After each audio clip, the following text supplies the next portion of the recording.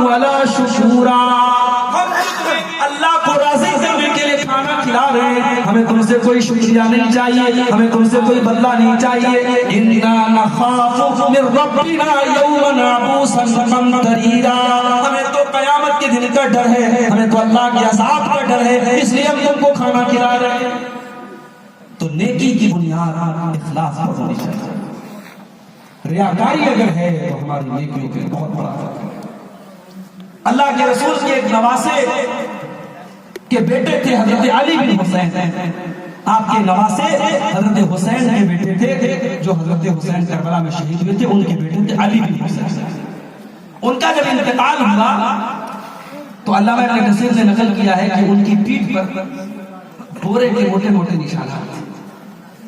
تو جب ان کو غسل دیا جانے لگا تو غسل دینے والے حیران رہ گئے کہ یہ کوئی مزدوری کا کام نہیں کرتے تھے, کوئی محنت اور جفاکشی کا کام نہیں کرتے تھے, ان کی پیٹھ پر یہ بورے کے موٹے موٹے نشان کیوں پڑے؟ تو اس مدینہ کے کچھ غریب پریواروں نے کہا کہ آج ہمیں پتہ چل رہا ہے کہ یہ حضرت علی بن حسین کی پیٹھ پر یہ نشانات کیسے ہیں. مہینے کی پہلی تاریخ آتی تھی, ہر مہینے کی پہلی تاریخ کو ہمارے گھر کے دروازے پر کوئی اللہ کا بندہ مہینے بھر کے راشن کو ایک بوری میں بھر کر کے لا کر کے ہمارے گھر میں لا کے رکھ دیا کرتا تھا. صبح ہوتی تھی ہمیں مہینے بھر کا راشن بھجایا کرتا تھا. ہمیں معلوم نہیں وہ راشن لانے والا کون تھا, وہ اپنے کندھے پر وہ راشن کی بوری لا کر کے لانے والا کون تھا. آج علی بن حسین کے انتقال کے بعد ان کی پیٹھ پر پائے جانے والے بورے کے نشانات یہ بتا رہے ہیں وہ اللہ کا بندہ, وہ راتوں میں چھپ کر کے غریبوں کے گھر میں اناج پہنچانے والا وہ اللہ کا بندہ کوئی اور نہیں تھا, وہ نبی کے نواسے کا بیٹا تھا, وہ نبی کے اہل بیت کا فرد تھا, وہ علی بن حسین ہے.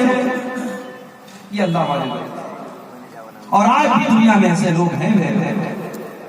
سردیوں کے موسم میں کچھ اللہ کے بندے ایسے بھی ہیں اپنی کار سے نکلتے ہیں کمبل لے کر کے غریبوں کے محلے میں جاتے ہیں, کوئی فٹ پاتھ پر لیٹا ہے سردی میں ٹٹر رہا ہے, کوئی ریلوے اسٹیشن پر کوئی بس اسٹاپ پر لیٹا ہوا ہے, دھیرے سے گئے اس کو کمبل اڑا دیا. غریب کی راحت ہو گئی, غریب کو نہیں معلوم ہمیں کمبل اڑانے والا کون ہے, اس امیر کو نہیں معلوم کہ ہم نے کمبل کس کو اڑایا. کوئی کیمرہ نہیں, کوئی کوریج نہیں, کوئی شو آف نہیں. یہ وہ نیکی ہے جو اندھیرے میں کی گئی, جو اللہ کو راضی کرنے کے لیے کی گئی. ایسی نیکیاں اللہ کو پسند آتی ہیں. تو ریاکاری یہ بہت بڑا خطرہ ہے ہماری نیکی. اور آگے بڑھیے. تیسری چیز نیکیوں کو برباد کر دینے والی, نیکیوں کو نشٹ کر دینے والی تیسری چیز بدعت. اگر انسان بدعت کر رہا ہے, اگر دین کے نام پر کوئی ایسا کام کر رہا ہے جو دین کے اندر ثابت نہیں ہے, جو نبی نے نہیں کیا, جو صحابہ نے نہیں کیا, بہت بڑے بڑے کام کر رہا ہے, لاکھوں روپے خرچ کر رہا ہے, لیکن وہ کام نبی نے نہیں کیا, وہ کام صحابہ نے نہیں کیا, اس کی بنیاد کتاب و سنت کے اندر نہیں ہے, اس کو بدعت کہتے ہیں. اور اللہ کے نبی فرماتے ہیں من احدث فی امرنا ھذا ما لیس منہ فہو رد. جس نے ہمارے دین کے اندر کوئی ایسا کام نکالا جو جس کام کا ہم نے حکم نہیں دیا تھا, جس کے اوپر ہمارا سگنیچر نہیں ہے, جس کے اوپر ہماری اتھارٹی نہیں ہے, جس کو ہم نے اتھورائز نہیں کیا ہے, وہ کام مردود ہے. اس کام کے کرنے والے کو ثواب نہیں عذاب ملے گا. امام مالک سے ایک آدمی نے مسئلہ پوچھا, امام صاحب میں عمرہ کرنا چاہتا ہوں, میں احرام کہاں سے لاؤں؟ مدینہ کی بات ہے. امام مالک نے کہا کہ ایک کام کرو, تم ذوالحلیفہ سے احرام باندھو جہاں سے اللہ کے نبی نے احرام باندھا. مدینہ سے کچھ کلومیٹر کی دوری پر ایک جگہ ہے ذوالحلیفہ. موجودہ وقت میں اس کا نام ابیار علی ہے, اور آج بھی جو لوگ مدینہ سے عمرہ کرنے جاتے ہیں تو وہیں پر باقاعدہ ایک مسجد بنی ہے, اور وہیں پہ احرام وغیرہ باندھ کر کے وہاں سے اللہ کے پیارے نبی صلی اللہ علیہ وسلم نے وہیں سے احرام باندھا. امام مالک نے کہا کہ تمہیں احرام باندھنا ہے, میں مدینہ سے جا رہے ہو تو وہیں سے ذوالحلیفہ سے تم احرام باندھو. اس آدمی نے کہا میں کچھ نیا کرنا چاہتا ہوں. امام صاحب میں چاہتا ہوں کہ میں اللہ کے رسول کی قبر کے پاس سے احرام باندھوں. امام مالک کا جواب سنیے گا میرے بھائی. امام مالک نے کہا انی اخاف علیک فتنۃ, اے میرے بھائی مجھے ڈر ہے کہیں تو کسی فتنے میں نہ پڑ جائے. کہ امام صاحب کیسی بات کر رہے ہیں؟ انما ازید علی ذلک امیال. آپ کہہ رہے ہیں کہ میں ذوالحلیفہ سے احرام مسجد سے اور نبی کی قبر سے احرام باندھوں. امام صاحب میں کون سا گناہ کرنے جا رہا ہوں؟ میرے تو کچھ کلومیٹر بڑھ رہے ہیں، کچھ میل بڑھ رہے ہیں. ظاہر ہے اگر ایک انسان مدینہ سے احرام باندھ کے جاتا ہے اور ایک انسان مدینہ سے کچھ کلومیٹر 20-30 کلومیٹر کی دوری سے احرام باندھتا ہے، تو جو مدینہ سے احرام باندھ کے جا رہا ہے اس کے کلومیٹر بڑھ گئے، تو اس نے کہا کہ امام صاحب میرے کلومیٹر تو بڑھ گئے، مجھے بہت زیادہ ثواب ملنا چاہیے. امام مالک نے جواب دیا نہیں میرے بھائی، تجھے زیادہ ثواب تو نہیں ملے گا، ہاں اس بات کا ڈر ہے کہ کہیں تو فتنے میں نہ پڑ جائے. اس لیے کہ جب اللہ کے نبی نے ذوالحلیفہ سے احرام باندھا اور اللہ کے نبی کو یہ نہیں سمجھ میں آیا کہ میں اپنی مسجد سے احرام باندھوں، تو وہ کون سا نیکی کا کام ہے جو تیرے نبی کو سمجھ میں نہیں آیا اور تجھ کو سمجھ میں آ گیا. اس کے بعد امام مالک نے سورہ نور کی آیت پڑھی فَلْيَحْذَرِ الَّذِينَ يُخَالِفُونَ عَنْ أَمْرِهِ أَن تُصِيبَهُمْ فِتْنَةٌ. جو لوگ اللہ کے رسول کے حکم کی خلاف ورزی کرتے ہیں، ڈر ہے اس بات کا کہ کہیں ان کے اوپر کوئی فتنہ نہ آ جائے، کوئی پریشانی نہ آ جائے، کوئی عذاب نہ آ جائے. بدعت بڑی خطرناک چیز ہے. جہاں بدعت آتی ہے، علماء نے لکھا ہے، محدثین نے لکھا ہے، جب بدعت آتی ہے تو وہاں کوئی نہ کوئی سنت ختم ہوتا ہے. آپ دیکھ لیجیے جہاں جہاں بدعتیں آئی ہیں، اذان کے پہلے درود پڑھنے کی بدعت آئی، اذان کے بعد درود پڑھنے کی بدعت چلی. میت کو دفنانے کے بعد قبر پہ کھڑے ہو کے اذان دینے کی بدعت جہاں شروع ہوئی، میت کے دفنانے کے بعد میت کے لیے دعا کرنے کی جو سنت ہے وہ ختم ہو. نماز کے بعد، فرض نماز کے بعد اجتماعی دعا کرنے کی بدعت جہاں آئی، فرض نماز کے بعد جو اللہ کے پیارے نبی اذکار پڑھتے تھے، جو دعائیں پڑھتے تھے، ان کو چھوڑنے کی، ان کو سنت کو چھوڑ دیا. جہاں بدعت آ رہی ہے وہاں کوئی نہ کوئی سنت جا جائے. اور یہ کان کھول کر کے سن لو، کوئی بدعت حسنہ نہیں ہے، کوئی بدعت اچھی نہیں ہوتی. دین کے اندر اچھی اور بری بدعت نہیں ہے، دین کے اندر صرف بدعت ہے. دین کے اندر یا تو سنت ہے یا بدعت ہے. بدعت کا اپوزٹ سنت ہے اور سنت کا اپوزٹ بدعت ہے. کوئی اچھی اور بری بدعت نہیں. مرنے والا مر گیا، تیسرے دن آپ کھانا پکوا رہے ہیں.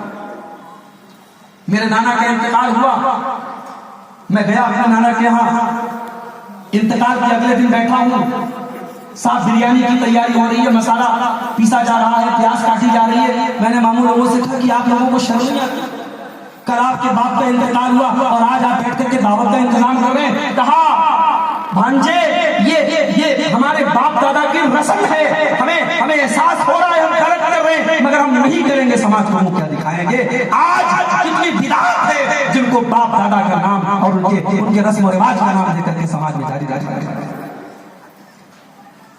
اس لیے اللہ کے نبی اس بدعت کو اتنا خطرناک سمجھتے تھے. اپنے ہر خطبے میں اور تقریر میں اللہ کے نبی فرمایا کرتے تھے وَشَرَّ الْأُمُورِ مُحْدَثَاتُهَا وَكُلُّ مُحْدَثَةٍ بِدْعَةٌ وَكُلُّ بِدْعَةٍ ضَلَالَةٌ وَكُلُّ ضَلَالَةٍ فِي النَّارِ. دین کے اندر نیا نکالا گیا کام سب سے برا ہے اور ہر نیا نکالا گیا کام بدعت ہے اور ہر بدعت گمراہی ہے اور ہر گمراہی جہاں جہاں کی طرف لے کر کے جاتی ہے. اس لیے بدعت سے اپنے آپ کو بچاؤ. بدعت کرنے والوں کا انجام کیا ہوگا؟ قرآن کا 30واں پارہ سورہ غاشیہ جو جمعہ کی نماز میں دوسری رکعت میں آپ سنتے ہوں گے امام صاحب. هل اتاك حديث الغاشية هل اتاك حديث الغاشية وجوه يومئذ خاشعة عاملة ناصبة تصلى نارا حامية. اللہ فرماتا ہے قیامت کے دن کو جیسے لوگ آئیں گے جو بڑے ڈرے ہوئے ہوں گے، بڑے سہمے ہوئے ہوں گے، عاملة ناصبة جو بڑا عمل کر کے آئے ہوں گے، عمل کر کر کے تھک چکے ہوں گے، اتنی نمازیں پڑھی ہوں گی، اتنے روزے رکھے ہوں گے، اتنی انہوں نے عبادتیں کی ہوں گی کہ تھک چکے ہوں گے. تصلا نارا حامیہ، لیکن وہ بھڑکتی ہوئی آگ میں ڈالے جائیں گے، وہ جہنم میں ڈالے جائیں گے. کیوں؟ کیونکہ وہ عمل تو کر کے آئے ہیں مگر اس عمل کے اوپر جناب محمد رسول اللہ کی مہر نہیں ہے، اس کے اوپر قرآن و حدیث کی مہر نہیں ہے. تو بدعت بڑی خطرناک ہے. دعا کیجیے اللہ ہم سب کو بدعتوں سے محفوظ کرے. اگلی چیز نمبر 4، ہماری نیکیوں کو برباد کرنے والی چوتھی چیز نماز کے معاملے میں لاپرواہی. یہ مت سمجھو کہ نماز نہیں پڑھ رہے تو صرف نماز چھوڑنے کا گناہ پڑ رہا ہے. نہیں، اگر نماز نہیں پڑھ اور بھی نیکیوں کے برباد ہونے کا ڈر ہے۔ دلیل یہ حدیث پاک ہے، اللہ کے پیارے نبی صلی اللہ علیہ وسلم فرماتے ہیں، ترمذی کی صحیح روایت ہے، ان اول ما يحاسب به العبد یوم القیامت صلاته، قیامت کے دن بندے سے سب سے پہلا حساب اس کی نماز کے بارے میں کیا جائے گا۔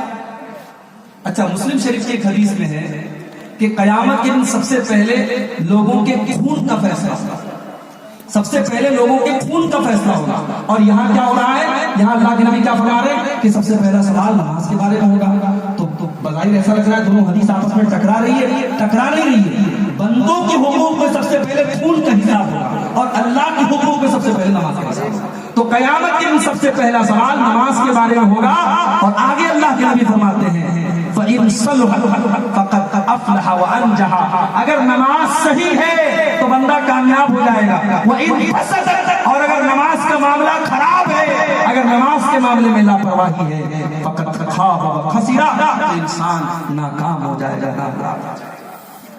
بڑے افسوس کے ساتھ کہنا پڑتا ہے آج نماز کا معاملہ ہمارا بہت خراب ہے۔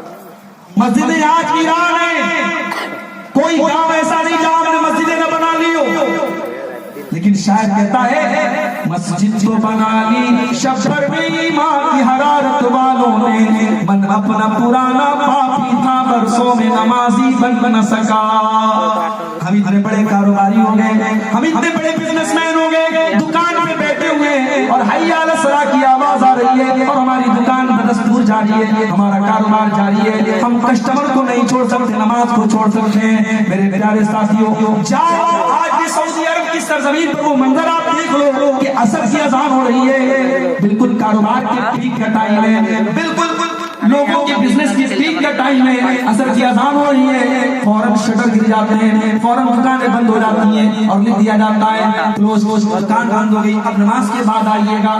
میرے پیارے ساتھیوں، اپنے کاروبار سے کہہ دو کہ نماز کا ٹائم ہے، نماز سے مت کہو کہ میرے کاروبار کا ٹائم ہے۔ اللہ فرماتا ہے حقیقت میں مرد کہلانے کے لائق وہ ہیں، رجال لا تلہیہم تجارۃ ولا بیع عن ذکر اللہ واقام الصلاۃ، حقیقت میں مرد کہلانے کے لائق وہ لوگ ہیں جن کا کاروبار ان کو نماز سے غافل نہیں کرتا، جن کی تجارت ان کو نماز سے غافل نہیں کرتی۔ اگر مرد ہو، اگر حقیقت میں مرد بننا چاہتے ہو تو میرے بھائیوں، قرآن کے مطابق مرد وہ ہے جس کا کاروبار اس کو نماز سے غافل نہیں کرتا۔ کاروبار کرو، اللہ اور برکت دے۔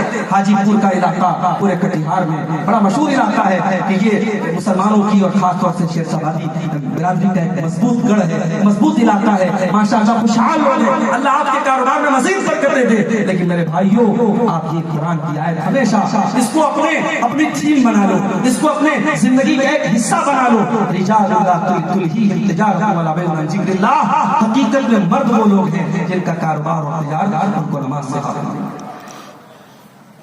تو نماز کے معاملے میں اگر لاپرواہی کریں گے تو نیکیاں برباد ہو جائیں گی۔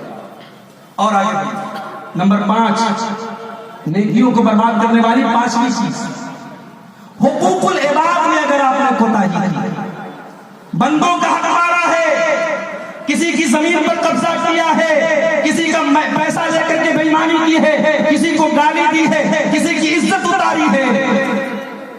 ہندوستان سے آپ حج کرنے جاتے ہیں، ایئرپورٹ پر یا وہاں جانے کے بعد آپ کرنسی چینج کر لیتے ہیں، انڈین کرنسی کو آپ سعودی عرب کی جو ریال ہے اس میں چینج کر دیتے ہیں۔ کیوں؟ کیونکہ انڈیا کی کرنسی وہاں نہیں چلے گی، سعودی عرب میں ریال چلے گا، امریکہ میں جائیں گے ڈالر چلے گا، ترکی میں جائیں گے لیرا چلے گا، آپ یو کے میں جائیں گے پاؤنڈ چلے گا۔ ہر ملک کی اپنی ایک کرنسی ہے۔ قیامت کے دن اللہ کی بارگاہ میں میرے پیارے ساتھیوں، جب ہمارا حساب لیا جائے گا، اور یہاں قیامت کے دن جب ہمارا حساب اللہ لے گا اور ہمارے نام اعمال میں یہ پایا جائے گا کہ ہم نے کسی کو مارا ہے، کسی کا حق مارا ہے، کسی کو گالی دی ہے، کسی کی عزت پر حملہ کیا ہے، کسی کا حق مارا ہے، تو وہاں تو کرنسی میں دینے کے لیے ہمارے پاس پیسہ نہیں ہوگا، وہاں کرنسی کیا ہوگی؟ اللہ کے نبی فرماتے ہیں فَيُعْطَى هَذَا مِنْ حَسَنَاتِهِ وَهَذَا مِنْ حَسَنَاتِهِ، ہماری نمازیں اس کو دے دی جائیں گی، ہمارا صدقہ خیرات اس کو دے دیا جائے گا، ہمارا حج عمرہ اس کو دے دیا جائے گا، ہم نے جو بھی نیکی کے کام کیے وہ نیکی کے کام نمداروں کو دے دیے جائیں گے۔ فَإِنْ فَنِيَتْ حَسَنَاتُهُ، اگر ہماری نیکیاں ختم ہو جائیں گی